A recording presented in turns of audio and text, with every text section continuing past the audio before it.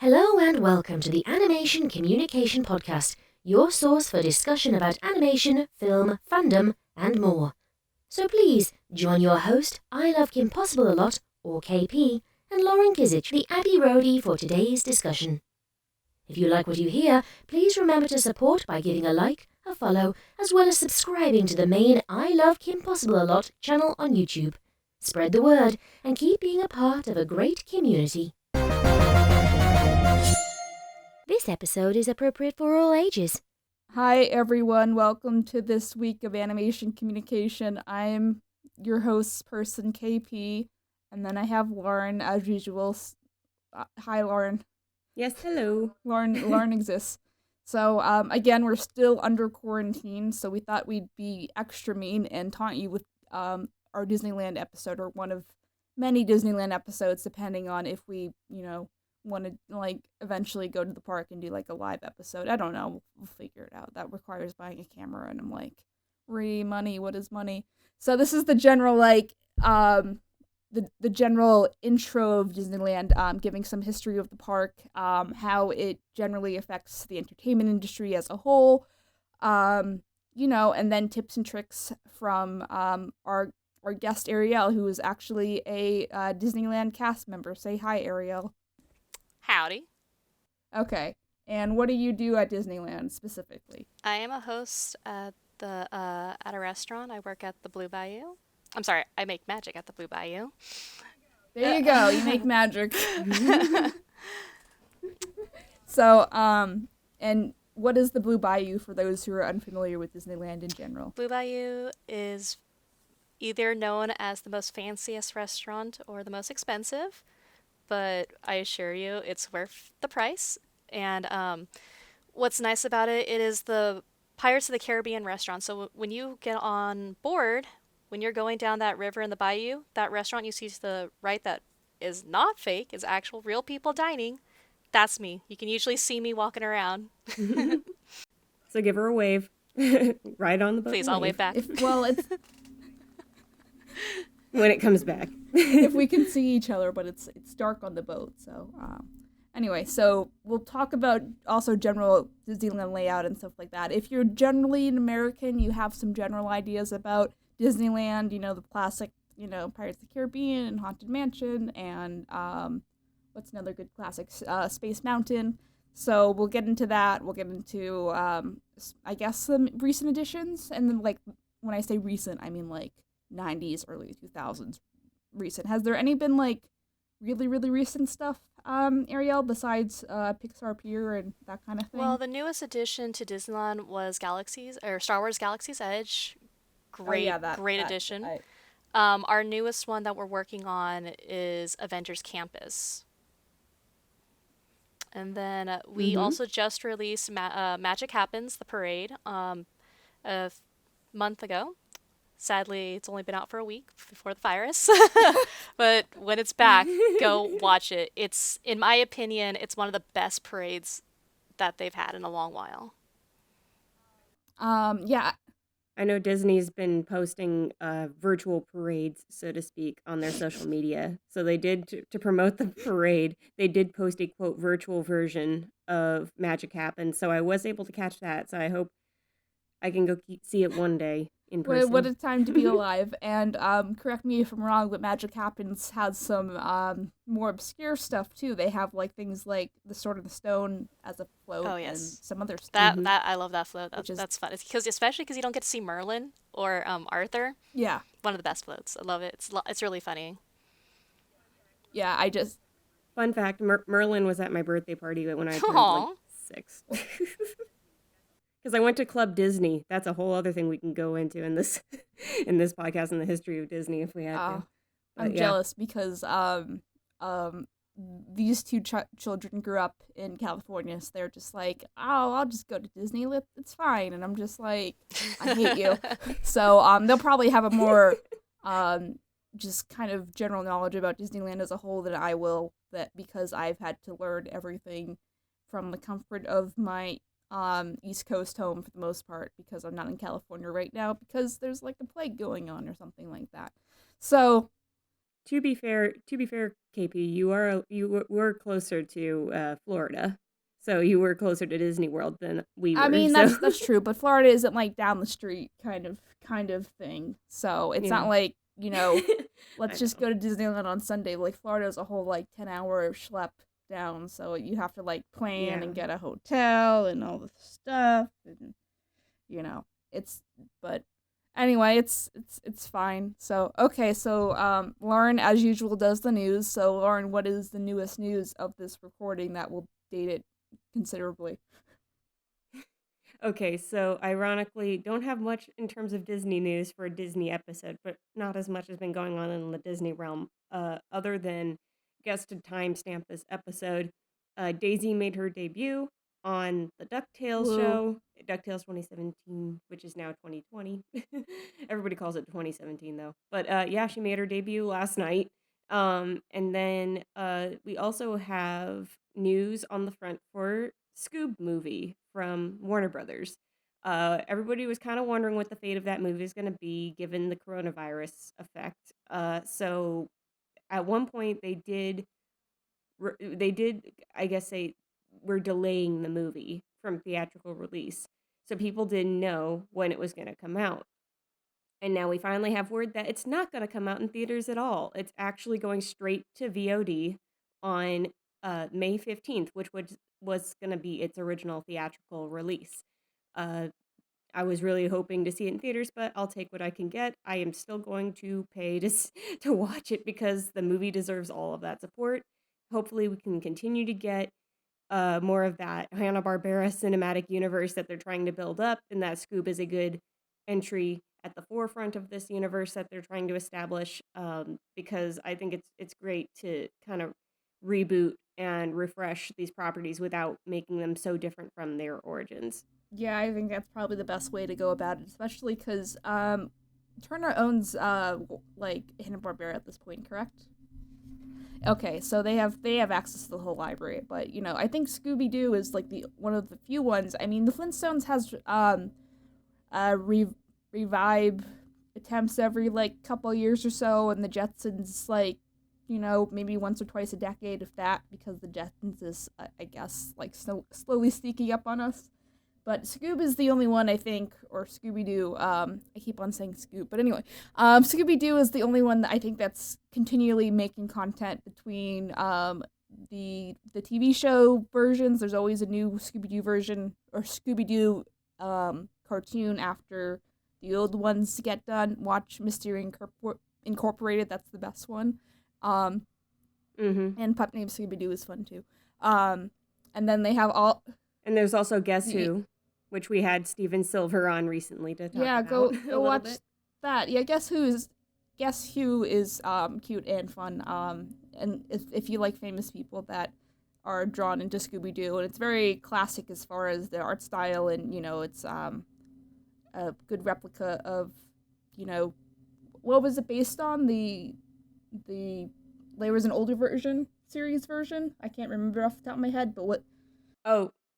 Guess Who is basically an homage to all of the celebrity guest star episodes they had in the 70s for Scooby-Doo, which were episodes like that had Batman and Robin and the Harlem Globetrotters, and I mean they had other properties, and then also actual celebrities teaming up with the Scooby-Doo gang to solve mysteries. So Guess Who is pretty much that, but updated. So like you have guests like Penn and Teller, and I think Alice Cooper was a guest on there as well. So I mean, it's like they have a whole variety of people on there.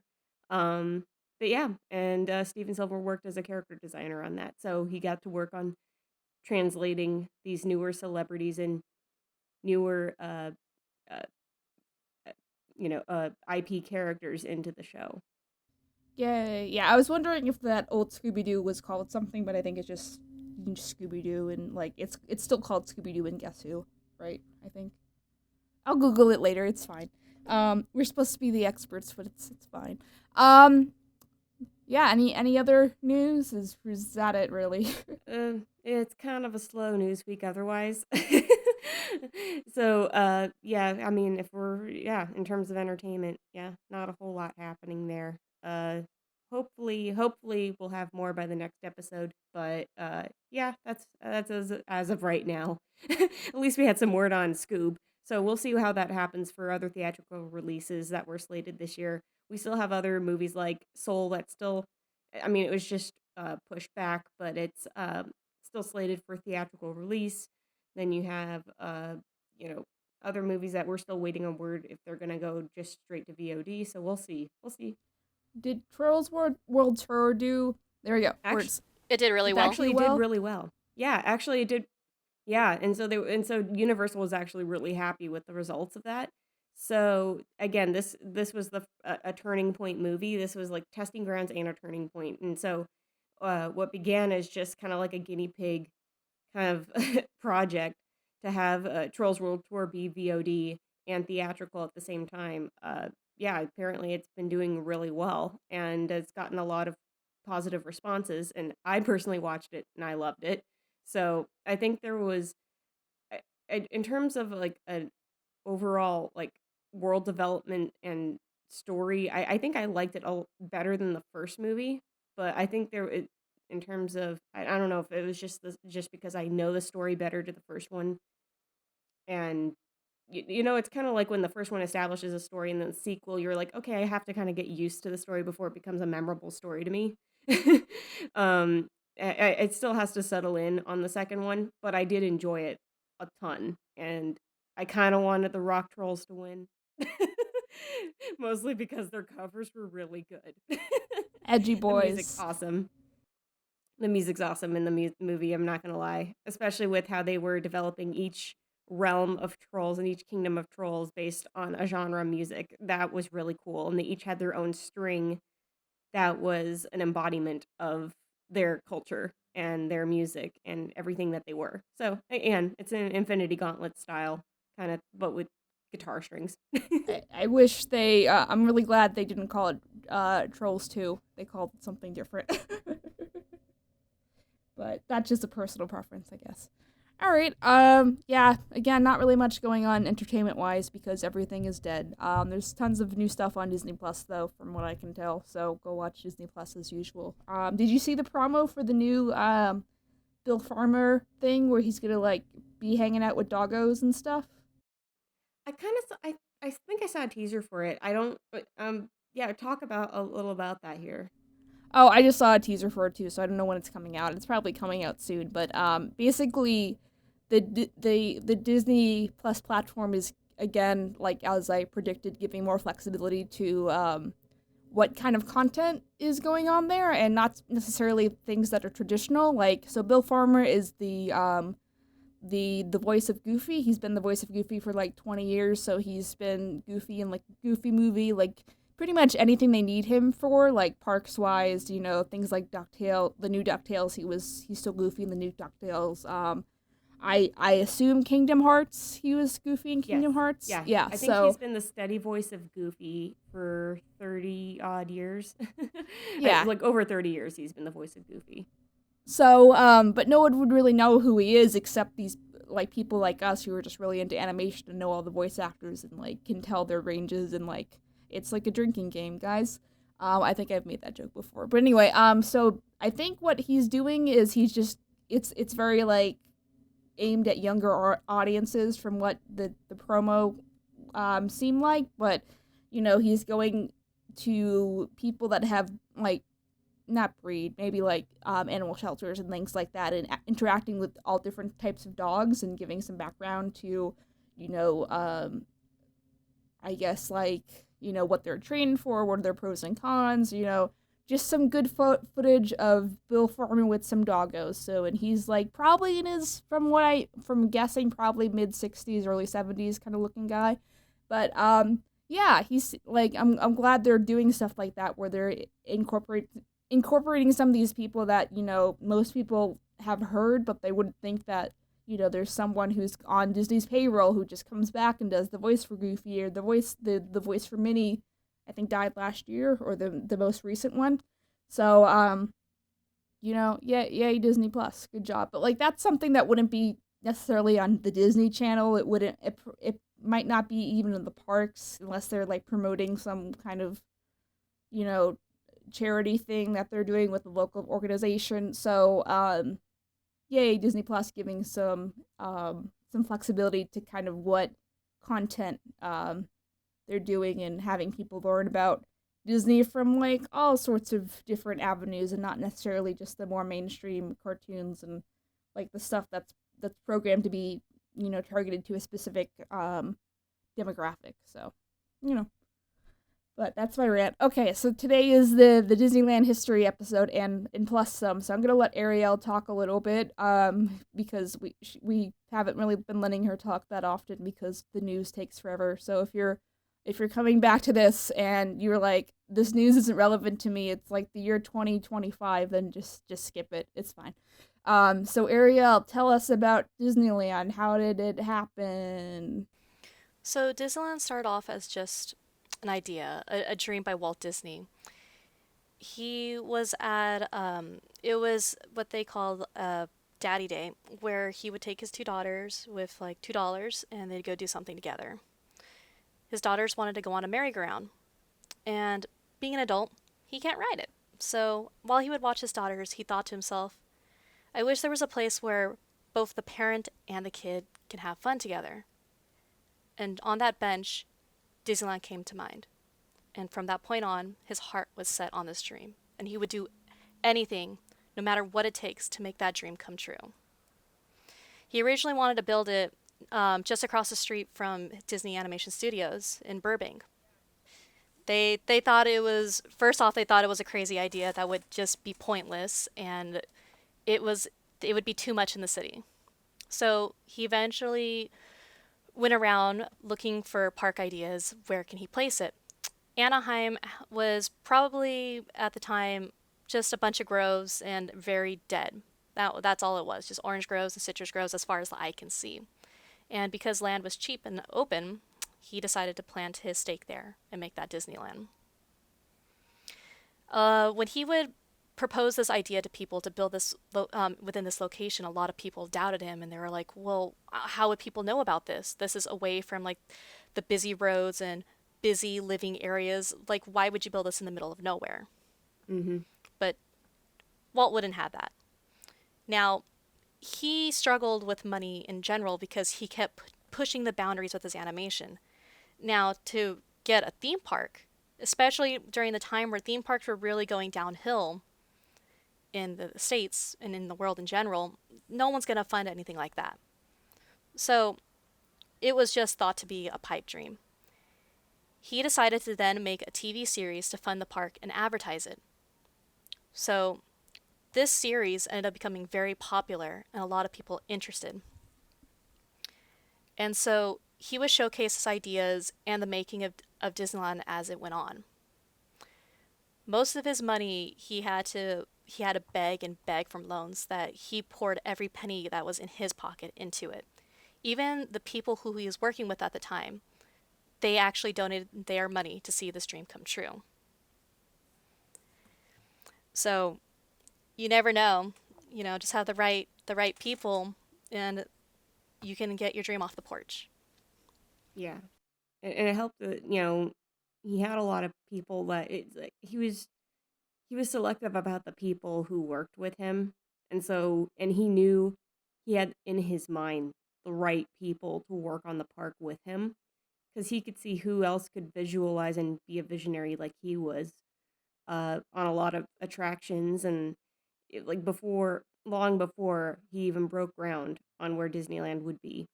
It's like he, even as far back as when he was planning it in Burbank to be an amusement park in Burbank, real close to the studio, basically across the street. That he was picking people who he knew he wanted them to tell stories from, basically he wanted them to tell some stories that they wanted to tell based on, some of the ideas that he had in his head. Like, well, I want a haunted house. Who's got ideas for a haunted house? Can you work on that? Here, you and you work on some ideas for a haunted house and see what we could do to make it fantastic. Or here's what can we have to go around the park? Trains. Oh my God, I love trains. We got to have trains.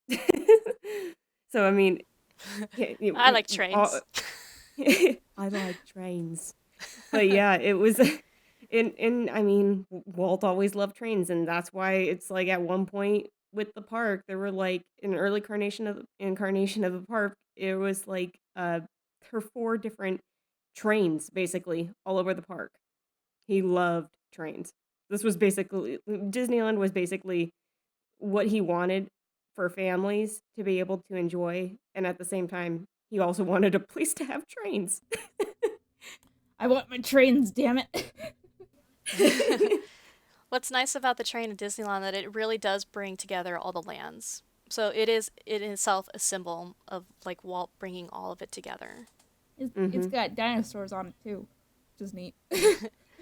which is fun because originally the dinosaurs themselves were used for the World Science Fair, I believe it was called.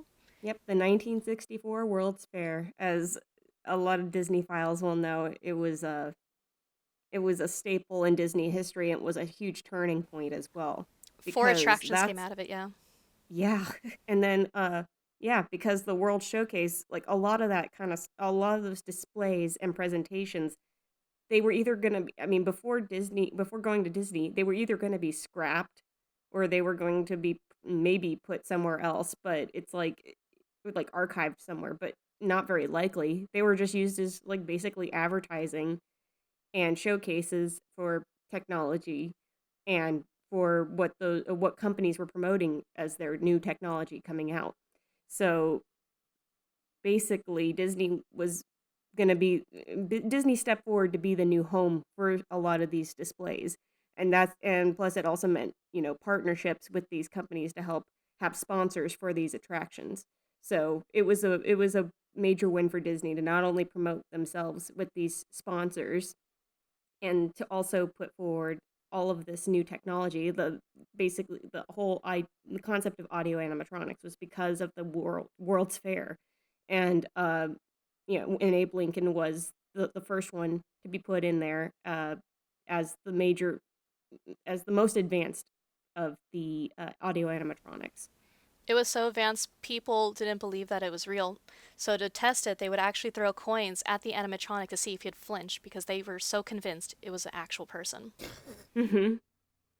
And it was also, I think, if I recall this correctly, correct me if I'm wrong, because he was originally on a certain hydraulic system that had a red fluid running through said tubes, and at one point, I think they were either during test. I think it was during testing, or it may have even been at the fair. I think it was actually at the fair that one of the tubes came undone in the audio animatronic, and he fell over and started like oozing this red liquid from the hydraulics. And somebody said somebody shot Abe Lincoln again. Oh my god. No. And so that's when they opted to switch to like a more translucent liquid to be running through the hydraulics after that.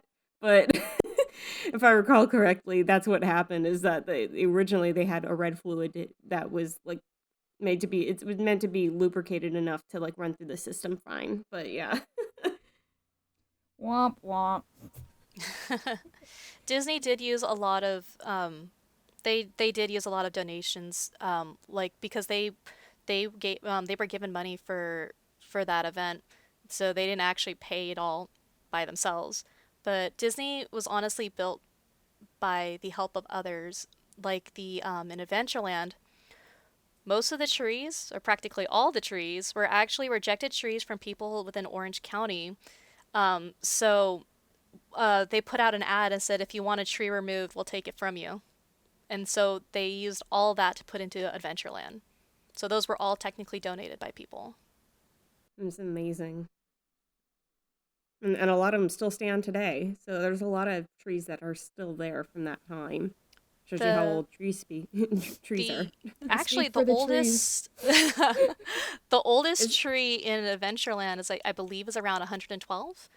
Yeah. It's the big palm tree that stands between the Fastpass, the next to the Jungle Cruise, and the Indiana Jones adventure. Yes, and that was actually donated by a family, wasn't it? A family that lived on a plot of land around that area, because it was what was it called? It was they named it after the family because it was donated to them by the family that lived there.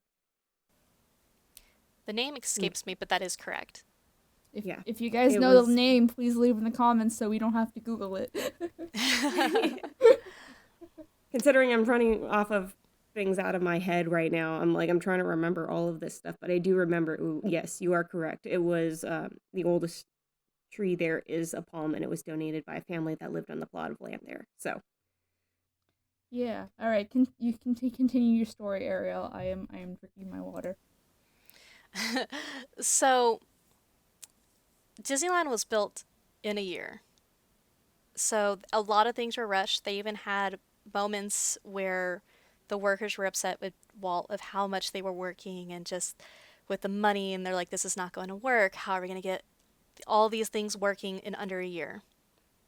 But with hard work and determination and being hopeful, because Walt was a man who can sweet talk you into anything.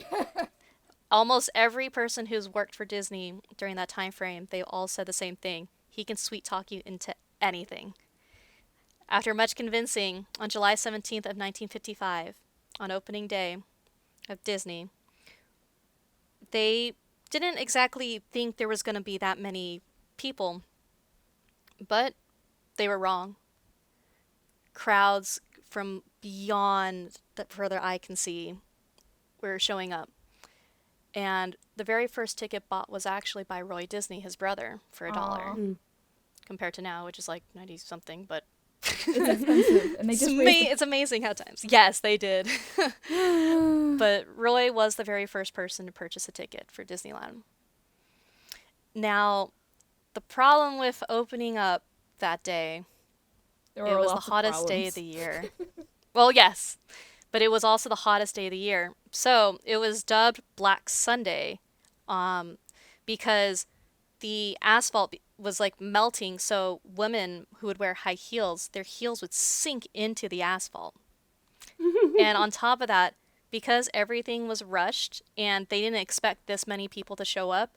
Now, mind you, all this advertisement was like everywhere because of the TV show. They had billboards, they had showcases. People also made counterfeit tickets as well and would jump the fence. So they couldn't even keep track of how many people there were. But weren't there people that were paying to like climb a ladder over the wall into Disneyland pretty much? It was kind of like... Yeah, there's basically a lot of like side gigs people were doing to get people in. You gotta hustle, man. It's called a hustle, sweetheart. Oh, Lauren, be quiet. Hey, that's a good movie, and I love that quote. But everything itself was just falling apart. Like the teacups, their joints were breaking. They said that they pretty much they were cracking beneath the Autotopia cars, especially because back then they didn't have a track to be on. They were completely free roaming cars. So people would be crashing into each other. They literally had people who would jump the line, go Grand Theft Auto, and like kick people out of their cars to drive. So that was just one of the many, many problems that was just going on. On top of that, vending machines ran out of food. And everyone was they had no water or anything like that. Walt spent so much time on like the attractions and like had very few bathrooms that he didn't think enough about putting in a bunch of water fountains. So everyone was just dying of heat that day. And this Black Sunday, as people calls it, it received very poorly. And this whole day was considered a complete flop. Yet, people still wanted more. Disneyland that day opened with 18 attractions. From today, 14 of those attractions actually still are live. It's amazing. Because, it's crazy. It was a show. And considering, I believe at that time, I know Disney wanted to open Tomorrowland with the park with like a whole bunch of attractions, but there were so many that weren't ready that he was basically trying to push for all of these attractions to be in every land. I know it's because like on his like on Wonderful World of Disney, he was talking about uh all of these different lands that were in development, and Tomorrowland was the one that he never seemed to bring up because it was like not there was not enough development for that area, but he always, being a futurist and being a progressive, he always wanted to uh he always loved the idea of the future and of making a better tomorrow, and that's why we have Epcot. Yay. That was his big Tomorrowland project. Yeah, basically, yeah. Tomorrowland, the Tomorrowland he wanted to build. My bad joke. It's like, when are you gonna get to that? It's like, it's Tomorrowland. We'll just do it tomorrow. I love it in Meet the Robinsons that they poke fun at it and call it Todayland. Yeah, because wasn't that actually based on a real joke that people used to call Tomorrowland Todayland? Well, if you're already in tomorrow, then it is today. Yeah. Because yeah, I remember it was something like he didn't have enough ready on opening day, and so he kept trying to like add more. If I may be remembering it wrong, but he was trying to get sponsors to get showcases into Tomorrowland to make it as fleshed out as possible for opening day. And one of those displays, if I remember, was sponsored by Dutch Boy Paints. And it was talking about like the wonders of colors of paints, and it was essentially watching paint dry. One of my favorites is the plastic home. When they tore it down, they couldn't even get a wrecking ball to tear it down. That it was literally indestructible. They tried so hard. The House of the Future. It was because plastic at the time was a brand new. It was a brand new material, and so they were trying to promote it as truly the material of the future, just like aluminum was another one that they were trying to promote in Tomorrowland as well. I mean, were they wrong though? The thing is, the way they were implementing it for at least, well, I mean, with plastic, they did it right. With the aluminum, they didn't promote it in the right ways because they were trying to showcase, if we want to make sure that aluminum is the metal of the future, we got to put it on everything, including the bumpers on our cars in Autopia. If you know anything about aluminum, it bends really easily. It also protects you from aliens trying to get into your brain. Exactly.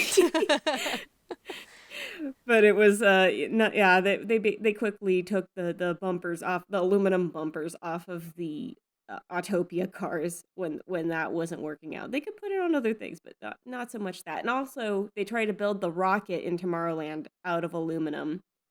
And the thing is, it expanded and contracted according to the heat of the day.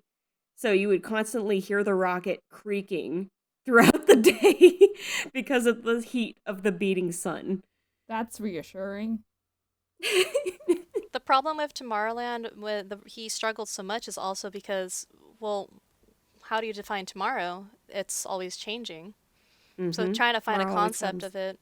That's why over the years, Tomorrowland has been one of the hardest lands to update because we don't know what tomorrow holds. That's why Tomorrowland that we have is based off general ideas, such as the ability to like human ability to produce food. Everything within Tomorrowland is actually edible. All the plants are edible, and they represent how humans can thrive, and with the production of food, which is funny because considering today most food is kind of fake. So, question, but there's hope. Do people try to eat the food in Tomorrowland? I have caught people doing it before. I was gonna say, I'm like, I don't know how I don't know if enough people know that they can eat it, but maybe the Disney diehards try. It's edible. We just don't recommend you eat it. Like, they used to have a strawberry patch on right where the Astro Blasters are, and I once caught this like mom and kid picking the strawberries and eating it right as they were waiting in line. They also had like I think it was like a cabbage or something, or some type of like lettuce like thing.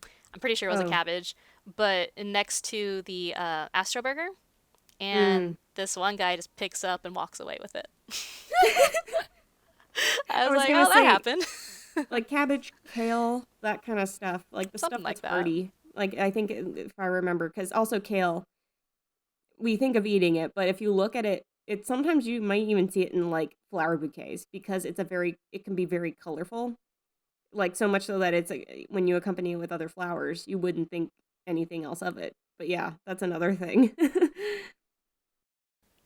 But yeah, another a recent change actually that Disney has put in is the and the official name of it, the French fry rocks, are in the process of being removed right now in the parks. But a lot Mm. of people don't realize that their official name when they put them in was French fry rocks. To be honest, when I was a kid, I called them Pride Rock. I mean, I think like even my brother and I always called them French fries. So, because I'm like, I mean, what else do they look like other than French fries? It's like geodes, okay, sure, but French fries. I think I think we missed the westward ho wagon a little too much. You kids. Anything else, Ariel, about history to educate the masses?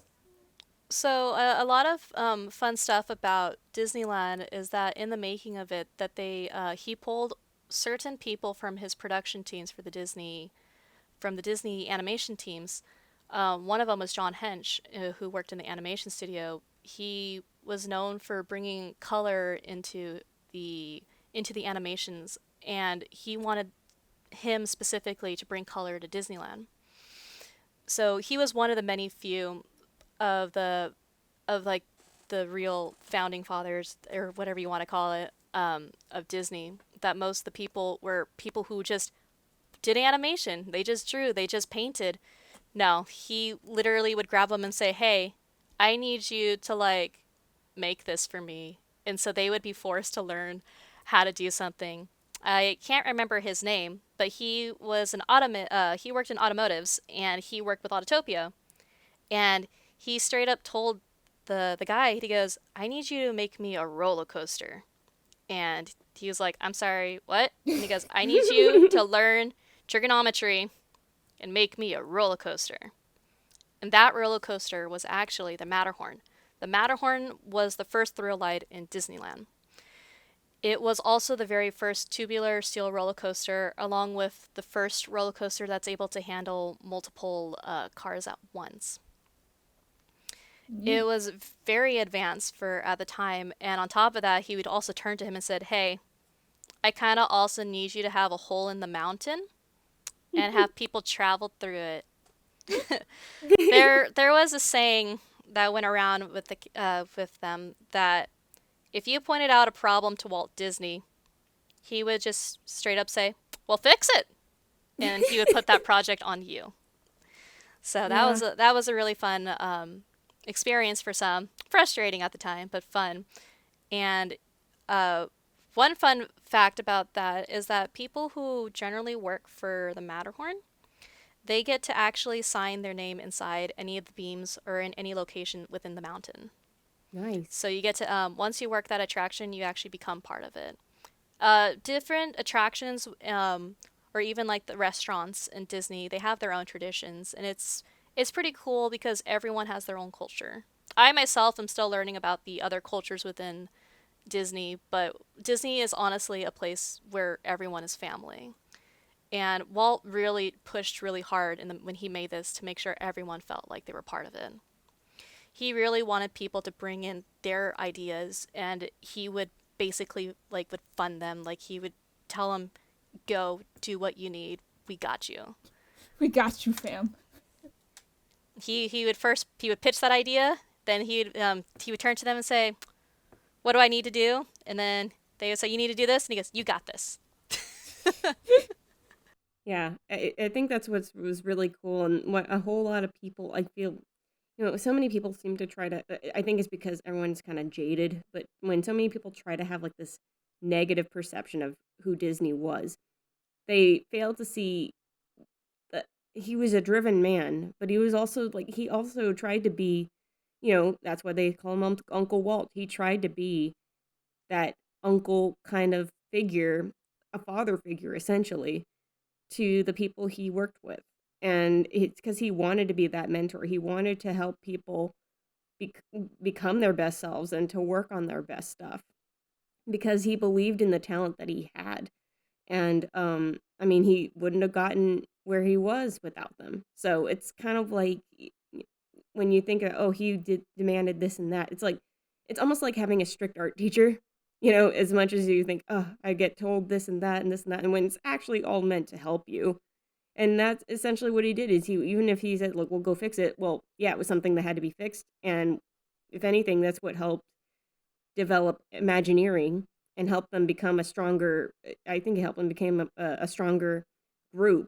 And they continue to learn from the mistakes and to continue to learn from the mishaps so that they could keep getting better.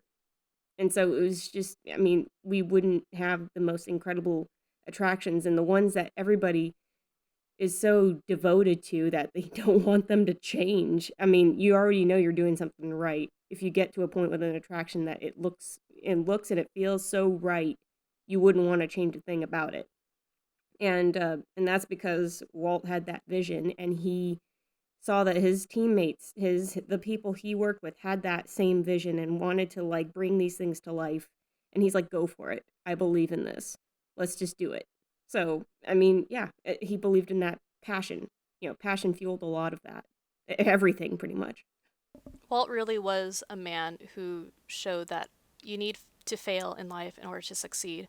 Even when he was just doing the animation before Disney even started, everything he was barely getting by. He was in debt, but he kept pushing on and he kept improving. And that's why one of the most important symbols, especially to cast members, is the lamp inside his window. And right above the firehouse on Main Street, USA, which is also based off his hometown, Marceline of Missouri, he would always leave the light on every time he was within the park. So that was always a big sign that you better be on your best behavior because the boss is here. When Walt Mickey's passed here? away, yes, when Walt passed away, it was very devastating that a lot of people didn't know how to cope with it, because when he was gone, they realized that he did so much for them. They thought that they did all the work, but they wouldn't have done this work without him. Mm-hmm. And so when they keep that lamp on, and this lamp has never been turned off, when they keep that lamp on, it's to remember that we're not alone and that he's always here with us. Very, very inspiring. When I walk past that every day to my location, it honestly fills me with a lot of hope, and I feel very good about myself. Even like just walking through the park, it's great to know that I am where one of the greatest men have ever stood. Because a dream is not that far off with just a little work. Yeah. He was like so incredibly hardworking and so ambitious that, I mean, he was a man with a dream. He saw what he wanted and he fought for it tooth and nail. And I mean, he sacrificed so much to make it a reality. And that was not even just because of Disneyland. Even before that, like with Snow White, he gambled everything he could, everything he had, to make sure that Snow White was a success. He and his team gave up so much to be able to make that movie what it was, and it ended up being a hit. Like the what they did, the hard work that they put into was worth it. And the same thing was seen with Disneyland. Even with a disastrous opening day, people still were like, I want to come back and I still want to see what else you can do. I want to see how this park will grow. I want to see what you have.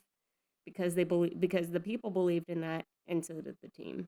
And so did Walt. I think that's to me, it's still so inspiring. This podcast episode is sponsored by the Walt Disney Company. Like I don't even it's like, yeah, I don't have to be an employee of Disney to be able to. I know it sounds like singing the praises unabashedly, but it's there is so much good that that Disney has done, and I know it's just like it sounds like it's just glorifying Disney, but I mean it's I mean they have done a lot of good, and they have been an inspirational company. Uh, and again, it all started with a guy who had a dream about things. It was just he had a vision, and he was a creative, and he wanted other people to share their dreams too. And he wanted to make sure it was a place that everybody could enjoy when it came down to Disneyland. So, Yeah, he was honestly he even for a lot of celebrities such as like Steve Martin, he was literally the beginning of their career. There are so many people, even other companies today probably wouldn't have been invented or even created if it wasn't for Disney being their inspiration. hmm Like Studio Ghibli, he Hayao Miyazaki was so inspired by Disney and what he did. And that's why he wanted to bring like whimsical magic to Japan. He was just the pioneer of so many that honestly so much of today just would not exist without it. that makes me think of Nara Dreamland too, which was originally uh, the uh, the founder of Nara Dreamland, which was essentially what was originally going to be, hopefully, at least in the creator's mind, the first Disneyland outside of the U.S. Um, he was so inspired by Disneyland, walking around in Disneyland, that he's like, if I partnered up with Walt, I could make this happen for him here. We could truly make a Disneyland in in Japan, and make that the first one outside the country. Oof. Uh, and Walt was originally on board with it too. But if I remember, there was like a licensing disagreement or something like that going forward. So the park had already been almost completely built. Most of it had been already built by that point. Uh, and so when the deal fell through, they still had like the castle in place. They still had they had teacups, did the teacup rides. They had storybook boat ride. They had this and that. I mean, it was basically gonna be a Disneyland for Japan. So what happened is they had to rebrand everything, but they kept all the like the structural stuff the same.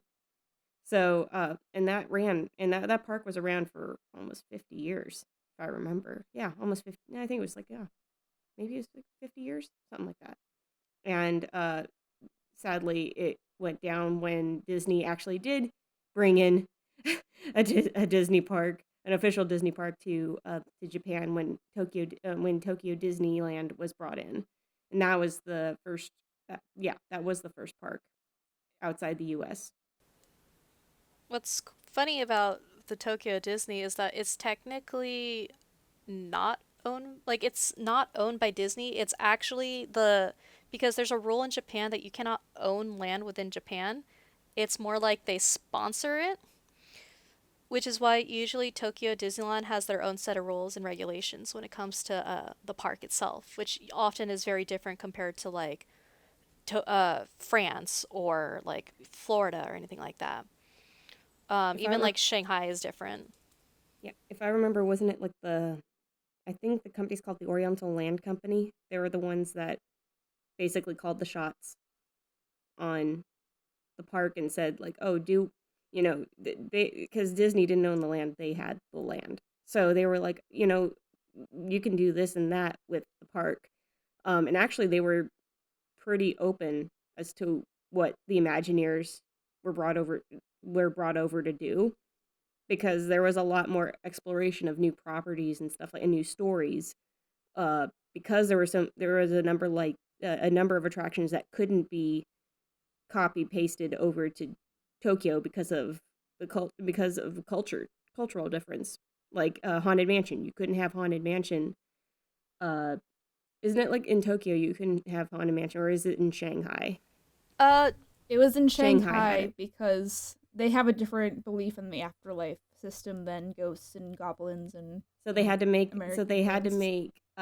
the Mystic Manor, which, as if Mhm. some of you have been to Shanghai Disney, um, they do have this particular attraction, which is their version of the Haunted Mansion without the ghosts. It's pretty much about a music box, an enchanted music box that has magic that brings items to life. So it's more whimsical and not as dark, but it does have dark elements to it, but no death. Kind of like Pandora's it, box. yeah. It's like a sprung of chaos. And what's I believe it's for Mystic Manor. I believe Danny Elfman actually did the music to that too. Yes, and that's why like I love listening to the score for that ride, because it's so Elfman-esque that you're just like, that's so nice. That's a spicy meatball. What's interesting is that the haunted mansion technically exists in every single park. However, there are different variants of it, and I believe each haunted mansion is actually placed in a different type of land that they don't actually repeat, such as like New Orleans technically doesn't exist in any other parks. Mm-mm. So it's interesting how when this company has built these other lands, how they had to go about it and where they had to fit it. Because in other locations, they're like, okay, well, Pirates is more of an adventure thing. Well, Pirates is like this kind of thing. It's, which is what's interesting of how Disney handles cultural differences. Even when it comes to, back when Tower of Terror, well, technically Florida still has it, but Mm-hmm. when they had Tower of Terror, I can't remember if it was Japan or Hong Kong, but they the Twilight Zone was actually never premiered in that country. So to work their way around it, to still use the mechanics of that ride and idea, they had to create a whole new story. So for that one, that was the they similar to the Mystic Manor, where they brought in like an Aztec jewel that that released like an evil spirit in a sense. Mm-hmm. But Disney really, like, even the beginning, he really wanted to express the idea that, you can tell it's about telling a story. There's Mm-hmm. always some story to tell. And it's everything within Disney parks, it's all choreographed. When it comes to the scenery, when it comes to the smells, everything is controlled. You may think you're going on like your own adventure, but it's actually all controlled. When Walt made Disneyland Park, he wanted you to be as if you're in the movie. Mm-hmm. In movies, you're being controlled of what you're seeing. You're going on the path that the movie wants you to. So Disney, when they were creating Disneyland, and you can also see this in the other parks as well, they base it off like the road system in France, where you have the central hub and then you have the streets that are aligned along with it. So everything is always controlled and always easily be able to find your way back. Mm-hmm. So if you go to the hub, that area where the partner statue is, right in front of the castle, each entrance to every land is completely different. And each of them has something that draws you in, whether you want to see the frontier, whether you want to see tomorrow, or whether you want to go live in a fantasy land. Everything draws you in. And Walt really wanted you to be part of that picture. So he placed different markers around like the park in each land that represented something. So for Fantasyland, it was the castle, because every fairy tale starts with a castle. In the frontier, it was about exploration. So you would see your fort. When it came to like Adventureland, you would see nothing but jungle. And then tomorrow, you would just see the future. I don't really know how to describe that because it keeps changing, but let's just say the future. But what's also fun about that hub, though, a lot of people believe that now there's a marker in front of Sleeping Beauty's castle. A lot of people believe that to be the actual center of Disneyland. That's actually not the center. That was just a marker that they made during construction to mark like the path itself for Main Street, Mm-hmm. but in itself has no relation to the center. Especially with them keep adding lands and expanding. It's like you don't there's no more center anymore. No, the center keeps changing and changing and changing, so there's really no true center to the park anymore. But The center cannot hold. Okay. and then there's also the fact that I believe certain points were used as well to design the sight lines.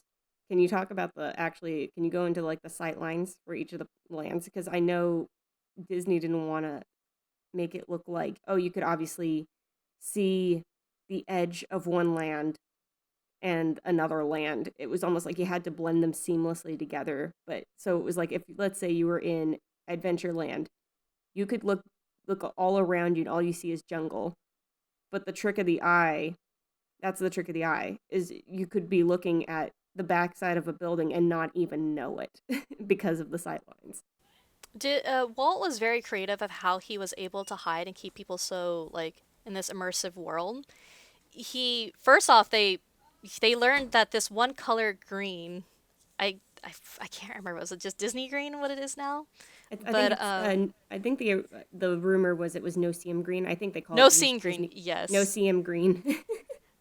because it blended so well that when you look at something and there's a pole there that's green, you don't even notice it. And it was very clever how they interpret that, especially if you think about it. If you walk around Disney, it totally blends in, even if it's in the sky. And he was very clever about that. Now, Walt really wanted you to feel where you are.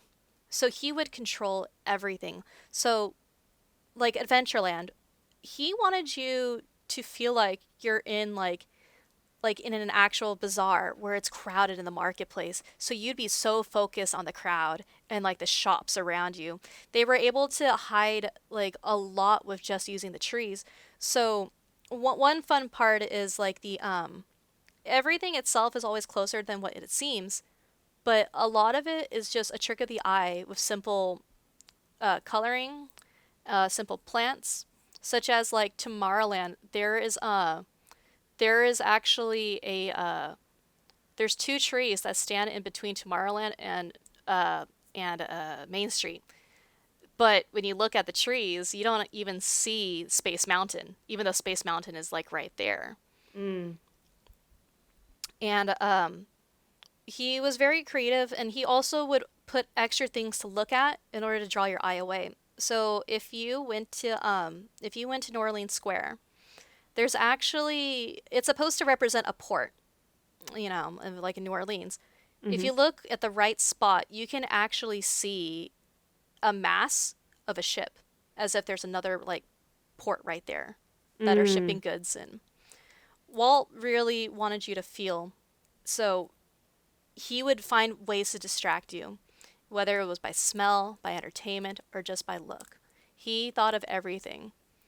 One of my favorites is always the food. Is a good distraction from pulling you away from things. Like if you go on Main Street, if you notice, certain smells are stronger than others. Different when you walk down Main Street. So the middle section is the ice cream. You can smell that fresh waffle cone in the beginning, popcorn. And then you have the other smells that kind of are a combination of like the turkey legs and all that. These things were all purposely placed. Like everything you see in Disneyland is not by mistake. It was all choreographed. And that's why he would always compare it to just either like a dance or like the movie. He would find ways to hide things or to blend them in.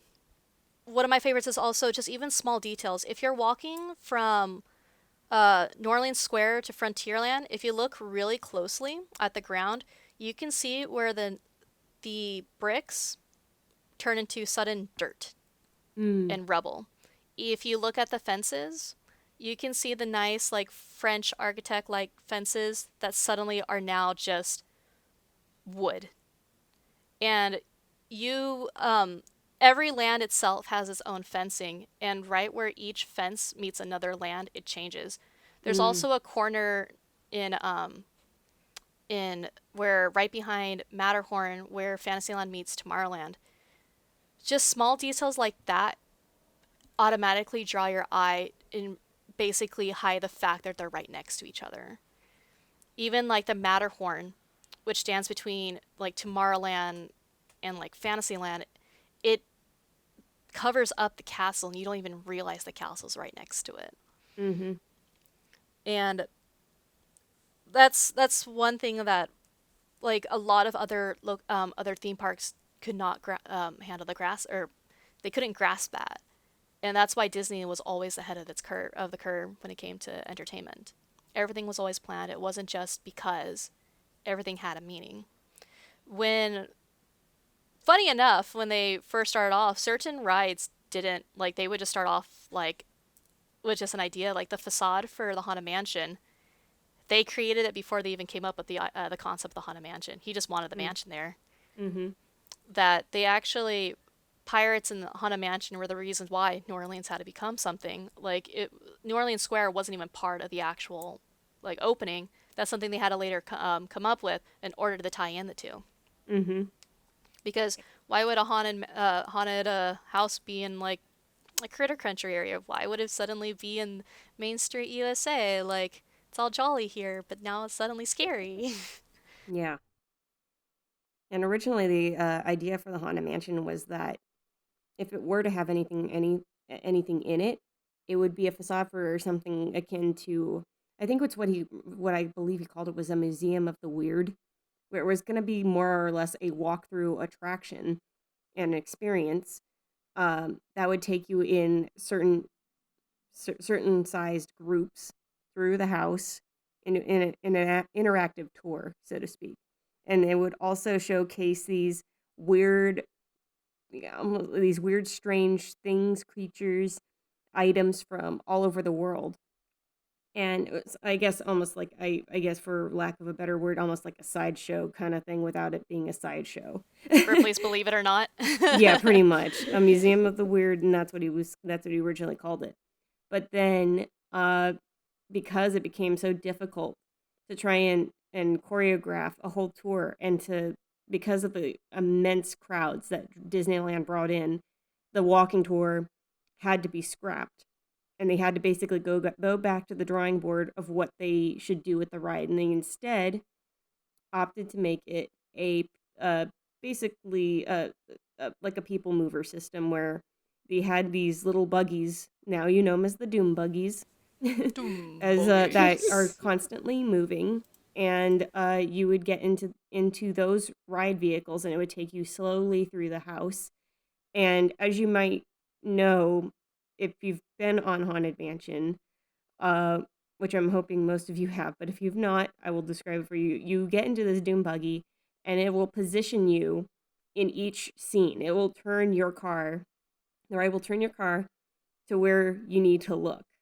And that is one of the other ways that Disney kind of controls what you see, because in that, it's like telling a story, and it's telling you where to look. There's nowhere else to look. It's almost like you're supposed to look here. And now your eyes can wander all over the scene and see the little things here and there. But with the Haunted Mansion ride, it became a Doom buggy system where it was constantly moving. And it was also one of the more experimental rides because of, the implementation of the Pepper's Ghost effect, which was an old technique, but it was never done in a ride before. And especially at the scale of Haunted Mansion. So that's how you get the ghosts in the ballroom scene dancing around, or at the table blowing out the birthday candles on the cake. It was all because of the Pepper's Ghost effect, which is because it basically is, it's almost like I want to say almost like a smoke and mirrors kind of effect, but it really is all mirrors and reflections that affect what you see. Because of the perspective of where your car sits, the effect is seen perfectly. And that's how ghosts can appear and disappear at will when they control it. And it's also because why you can't see any other reflections. You can't see where the reflections are coming from. It's because you're perfectly aligned to see where the ghost will show up. I mean, they thought this through everything down to an exact science. Even like the whole ballroom scene, it's actually right underneath you, but because you're seeing that effect, that you're actually just seeing the ghost itself. Mm-hmm. Another what's fun about that is that the in the ballroom scene, if you count the candles on the cake, it's actually 13 because 13's a lucky number. Also, the Disney has an act for using a lot of props from their movies. Where you see the organ in the ballroom scene, that was actually used in 20,000 Leagues Under the Sea. That's right. It was Captain Nemo's organ, right? Mm-hmm. They also used, from what I remember, they used back when they had the movie with Eddie Murphy, The Haunted Mansion, they actually used they had prop chairs, and they actually took 2 of those chairs. They brought one to Haunted Mansion, and they actually put the other one where Jack Sparrow sits in the Pirates of the Caribbean. Oh. Look at that. I didn't know. I actually learned something new here. So Eddie Murphy sat in that chair where Jack Sparrow is sitting right now. where Eddie Murphy's butt was, that's where Jack Sparrow's butt is now. If you guys ship their butts, then there you go. The butt shipping. The Disney also, like, going back to what we were saying, where he was always using the people who were in his company. For Madame Leota, the voice, Eleanor Audley, I believe her name was. She was the voice of Madame Leota. He pulled her from Cinderella, who was Lady Tremaine, and also Maleficent from Sleeping Beauty. Yep. And then one of his best friends was the original voice of Tony the Tiger, who's also is a lot of voices within Disneyland as well. He was They're all Ravenscroft, I think, right? Yeah, I think so. I'm horrible. He was always like that. He was always like that. Like, deep voice. Because he looked very similar to Walt. That a lot of people think that the singing bus that's knocked over is Walt Disney. It's actually Tony the Tiger. Now you know. The more you know. Great. And then the proper name of the Doom Buggies, that type of it's not a car. It's Omnimover, right? Yes, Omnimover. Yeah, I knew I was forgetting something. I'm like, I can't call people. I was like, no, it's Omnimover. I was like, it's not. I was like, what do you call the Omnimover? Is it a car? Is it just a mover?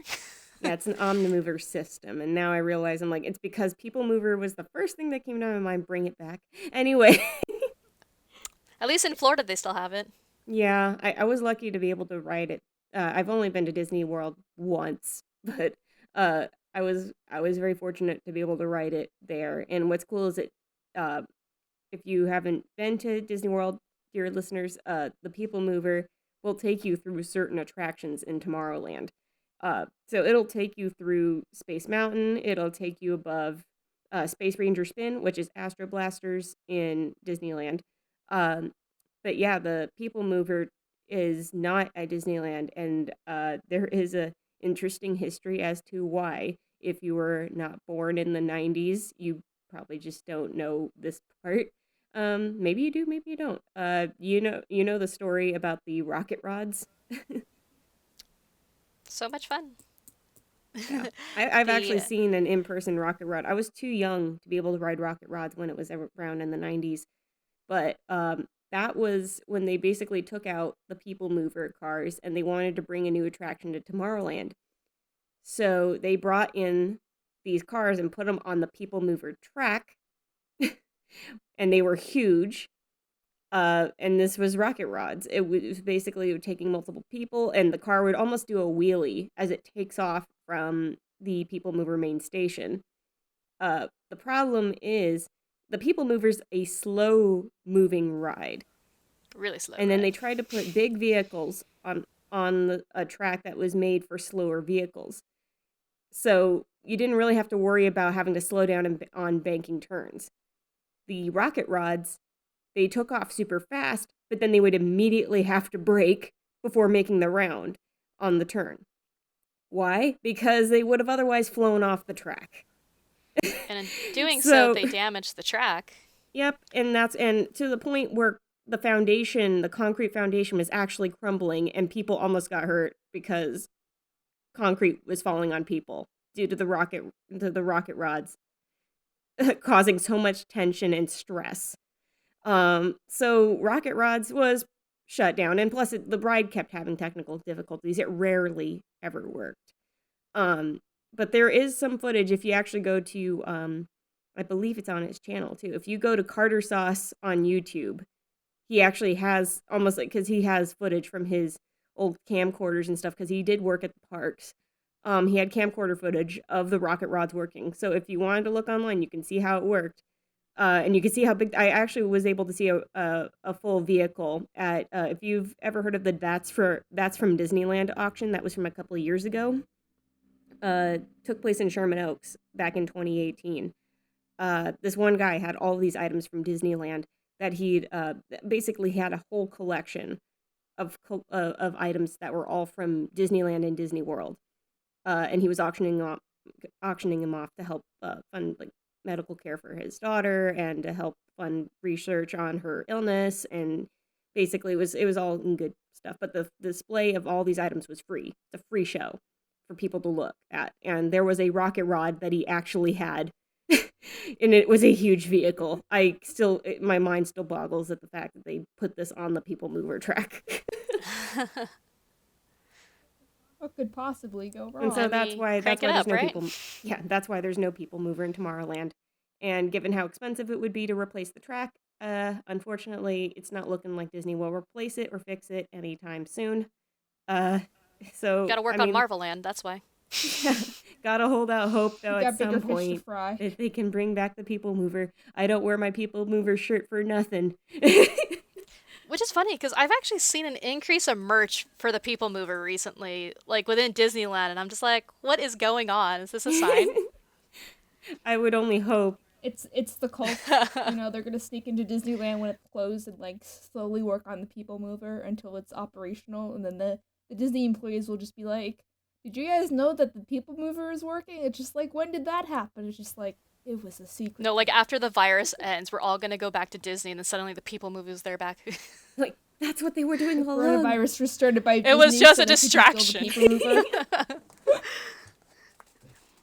That'd be a good time to fix it though, because I don't know when the park will ever be like indefinitely closed this long, like ever again in the future, unless there's some kind of apocalypse again. I mean, we're not that far from zombies, right? Yeah, I saw The Walking Dead.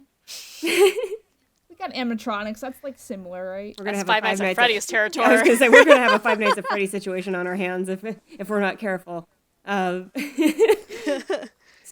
Oh no! Someone shot Abe Lincoln. Oh no. Okay, to kind of round it out, because you guys were having your tangent, so I wanted to like let you be. So Ariel, what are some good tips and tricks for people to have a really how do I elaborate? Make sure they're spending their time most efficiently through Disneyland, I guess? From what I have experienced and have seen, a lot of people don't realize that I can plan ahead of time. You can plan. Definitely, especially if it's your first time going to Disneyland, you definitely want to look into what you want to do rather than wandering around like a headless chicken. Like, if you have your heart set on eating at the Blue Bayou, or you want to go to the Cantina or Carnation Cafe, make sure you place your reservations. Disney allows you to reserve up to 60 days in advance for a lot of things, whether it's like the attractions within Galaxy's Edge to a restaurant or anything that requires reservation. You can do it up to 60 days in advance. So the moment place that reservation ahead of time, especially during the summer. Don't want to miss that, because then don't be mad if we can't get you into like a certain location or anything like that. Disneyland, unlike other theme parks, they actually do allow you to bring in like food and water. And fun fact, they actually allow you to bring in alcohol if you're going to Club 33, but that's a separate story. But don't bring alcohol. But bring water. It's totally worth it. Like, don't be afraid to bring in water and food. Disney is very understandable. I mean, who doesn't want to eat the food and drink there anyways? But definitely stay hydrated. Very important. don't pack too heavy. Like, make sure you're packing light. A lot of, like, do try to take into consideration that when you're riding rides, you do have to bring your bag in. Now, you have the option to rent out a locker, but try to bring a bag in of just the essentials, especially if you're planning to buy things. So, like, obviously your phone, your wallet, if you have baby stuff, bring that. Um, there's a lot of people who just bring their laptops for no reason, and then they're like, "Why did my laptop break?" And I'm like, "Well, it's because you kind of brought a laptop to Disney and rode a bunch of rides." I There's gotta also edit my Is videos there here. Wi-Fi in Disney? Is there Wi-Fi? Yeah, there's Wi-Fi within the park. Okay. Not the strongest Wi-Fi, but there's Wi-Fi. Although I've noticed that it's a lot stronger compared to what it used to be, which is nice. Ooh, yeah. Tell them about the Galaxy's Edge, about the Rise of the Resistance. Tell them about how the lottery system works for boarding. Funny enough, they were actually going to stop that system before the virus happened. Oh, which seriously? probably, yeah, it was in talks online and everything that they were going to remove it because, they were doing so well. But, now that everyone's going to be so hyped to go on it. But basically, what you want to do when you do Galaxy's Edge, or even if you do go to like the Florida one, it's not about being technically on property. So even if you're in the in between of like the parks, you actually have to physically be on Disneyland like itself. So you have to actually go through the ticket line and be within the gates. So once you're in that, you basically want to be there right before opening, camp out a bit. If you know where the cell phone towers are, try to stand close to one of those. I usually recommend try not to be on the Wi-Fi at that time, since everyone else is going to be on the Wi-Fi. If you have good Wi-Fi on your phone with your 4G or whatever company you use that. You want to refresh or open the app right when it strikes 8 o'clock at opening. And you don't want to have everyone like within your party. So let's say there's 4 of you. You want to have everyone's ticket at least on one phone rather than you all individually doing it, because the phone app itself actually recognizes that you are within a group, and if you can get yourself into a boarding group from the lottery, it'll put you together. If you do it on individual phones, there's a good chance one or most of you won't even make it. So make sure if you're going to try to do that, if you're going to go on Rise of the Resistance, make sure you have everyone's ticket on one phone. And then if you are accepted, make sure you hit that group button that all of your names are selected for those tickets to be put into that group together. I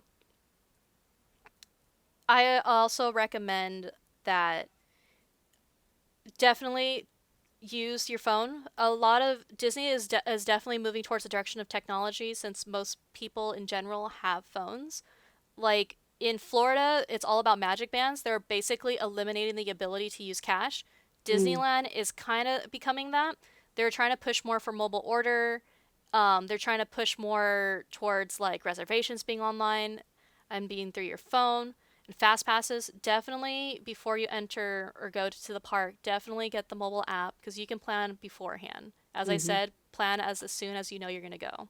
Now, if you're just going for just a day, then that's like if you're just like a local, that's different. But if you're definitely really new to Disney or still learning, definitely try to plan in advance, get the app, and you can actually plan according to your day. And definitely take advantage of the Fastpass system.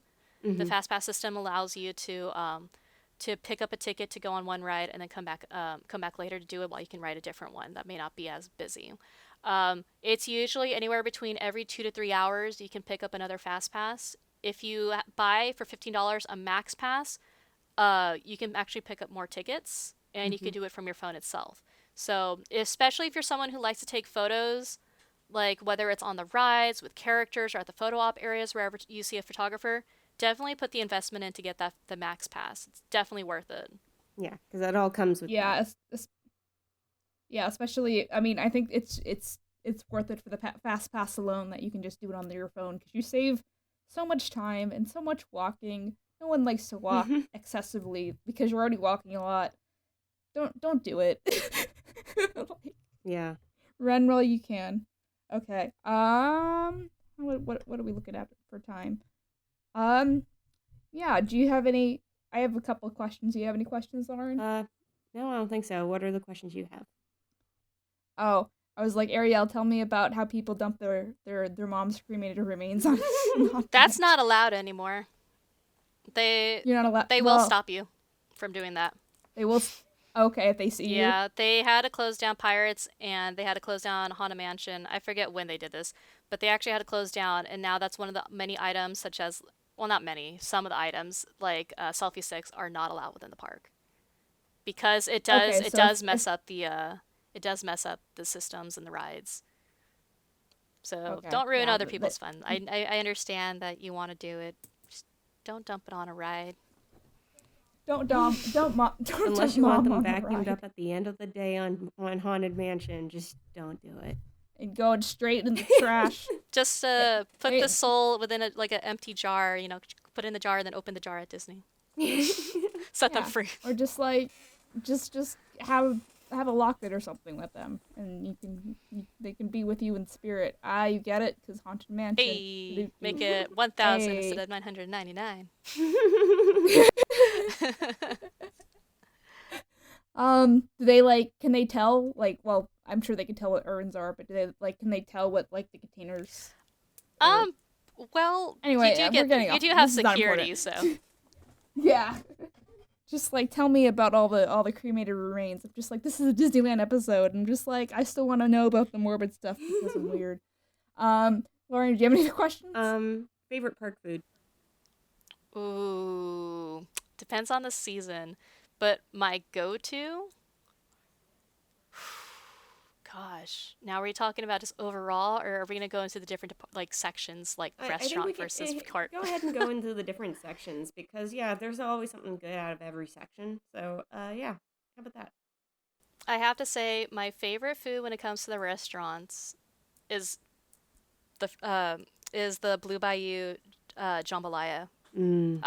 It's so amazing, and it's the heartiest portion too. When it comes to quick service, I would have to say the Golden Horseshoe chili fries. It's also because chili was Walt Disney's favorite food, so I love chili. So their fries are amazing. Chili is good. And then when it comes to the cart food, I would have to say the chimichangas. The chimichangas are really good. I've seen them. They're really big. So it's just I was wondering if how good they were. I've heard they're good, but They may not look the prettiest, but if you take a bite into those, so good. I don't even know how to describe it. Do it. So good. But when it comes to the classic, it's a fried burrito. It's you can't go wrong with that. It's a burrito and it's fried. What more can you want? Exactly.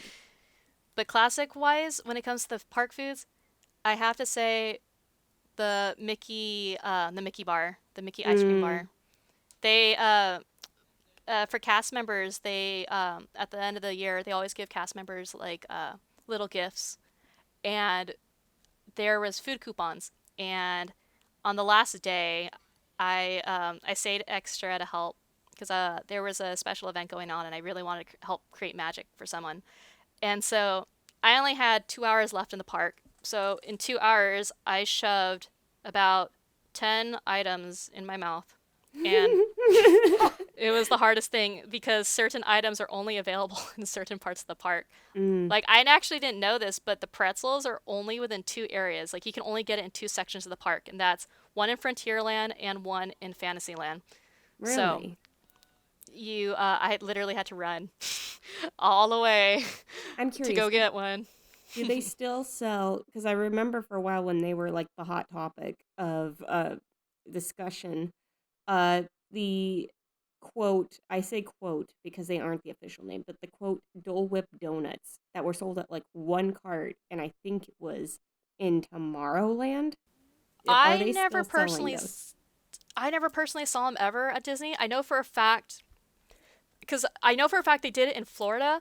As for Disney, I heard it was actually sold at the hotel, at really? Tiki Sam's or something. Oh, Trader Sam's, really? Okay. Your Trader Sam's, yes. I always think it's Tiki. It is Tiki stuff. It's a bunch of Tikis. I actually have one of the Tikis on my desk right now. Aww. But Yeah, all the Dole Whip stuff is strictly in Adventureland. As for like the specialty items, I think that one was at least in the hotel, but for sure, most of the time you see like a Dole Whip item itself, it's generally Florida that has it. Florida has more food options, I believe, They compared to got more space for Disneyland. it. Yeah. Especially because they also have like Dole Whip, like hard Dole Whip and everything like that as well in Florida, since their alcohol license is everywhere, while Disney it's literally small areas like Well, Club yeah. 33 or the Cantina. Walt was originally like pressured into implementing alcohol at the park at all because he didn't want the park to become like a carnival where people were like openly drinking and stuff like that. But then because of pressure from sponsors, he's like, okay, fine. If we make this club and we like make it a place that's the only place you can drink alcohol, so you don't have to openly drink it in the park, will you do that? And they're like, okay. So Club 33 was born of that. What's fun, actually, something I learned recently is that technically, Disneyland itself does have an open license for alcohol, kind of like California Adventures.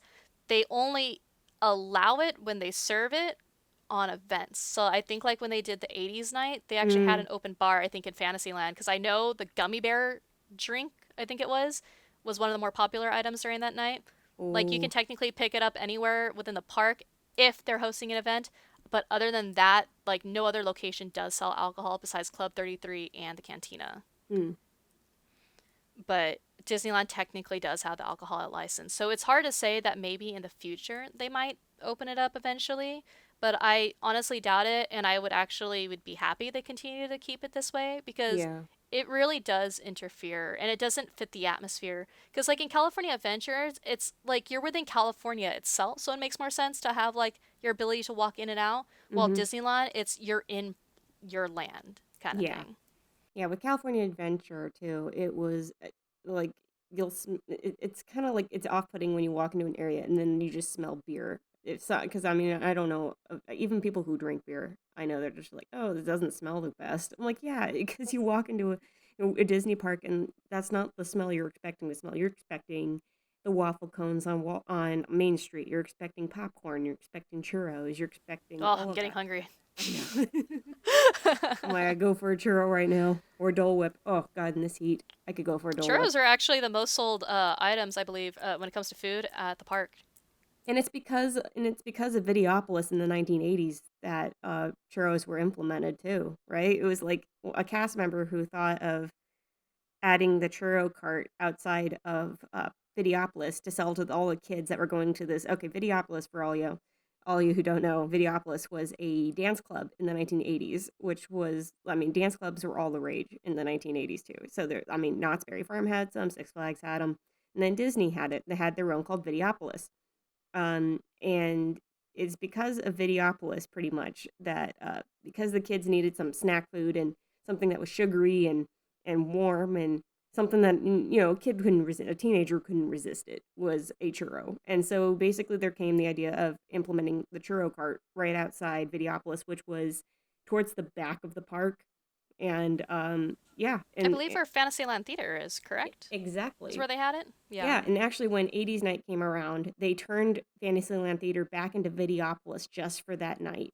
And it bummed me out that I never got to see it, but I lived vicariously through everyone's videos of it. But yeah, and but but yeah, that so it's because of Videopolis that actually the churros ended up not only becoming popular and becoming an icon of Disneyland, but then they quickly spread to the other Disney parks. So there you go. And so forth the churro was born. And I guess we can end it on that note. Churro. That was a lot of rambling. I totally did not play Absol. You guys just rambled. But, it was good I rambling. would hope it's It was interesting. informative for people who don't know a lot of that Disney trivia stuff. I would hope it is. Darn, I still had 5 pages of notes left.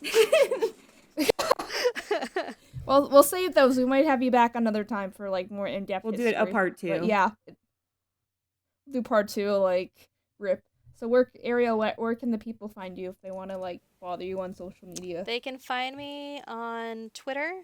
Showtime and Cole is my handle. I actually do post a lot of Disney updates on there. Like for when I do cast events and everything like that. I actually have, when Rise of the Resistance was released, I actually posted the entire ride and everything. So sometimes you'll see updates on there. I'm actually starting a Disney project on there too for art, so I'm kind of excited for that one, in Ooh. honor of us being closed. So really looking forward. If you ever want Disney updates or you have any questions about Disneyland, just hit me up. I'm always online. I don't sleep. I'm always, when it is open, I'm always at the park. So if you ever catch me at the park, say hi. I'm usually Be like, hi. I'm usually wearing like a bunch of Disney gear. I have my little porg, and then I have like my giant porg like in the front, like in a baby harness, along with my pirate hat. So you can easily find me. I will give you a personal tour. You're that chick from KP's podcast. You'll be like, yeah. So I'm the one who just kept rambling about Disney stuff. I mean, you have every right to. I mean, this is sometimes. I mean, I keep on saying this, but that's what podcasts are for, is just to ramble. And, if people don't like it, they can skip to the next episode because they don't have to be here, right? We appreciate your time. Thank you for listening to our podcast. Well, thank you for having me. So, yeah, thanks for coming. That's what she said. So if you're new here, please go back and watch some new episodes or listen to some episodes. We have a good chunk of episodes at this point. I think this is our 10th episode. Woo! Yay.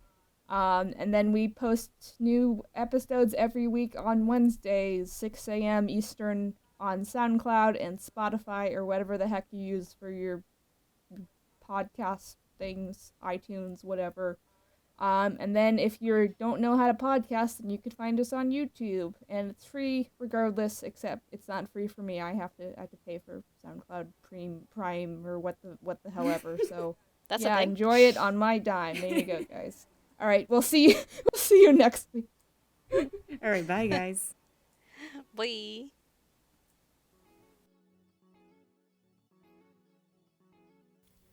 Thank you so much for listening to Animation Communication on YouTube, Spotify, or your favorite podcast provider. We are really hoping this show makes a difference in how people view animation and media, as well as giving and providing advice for people all over the world who like or want to join the animation or media industry. If you liked what you heard, please remember to subscribe and rate those 5 stars, as well as tell your friends. Don't forget to subscribe to our main YouTube channel, I Love Kim Possible a Lot, and turn those notifications on. My name is Scribbler, and you have been listening to Animation Communication.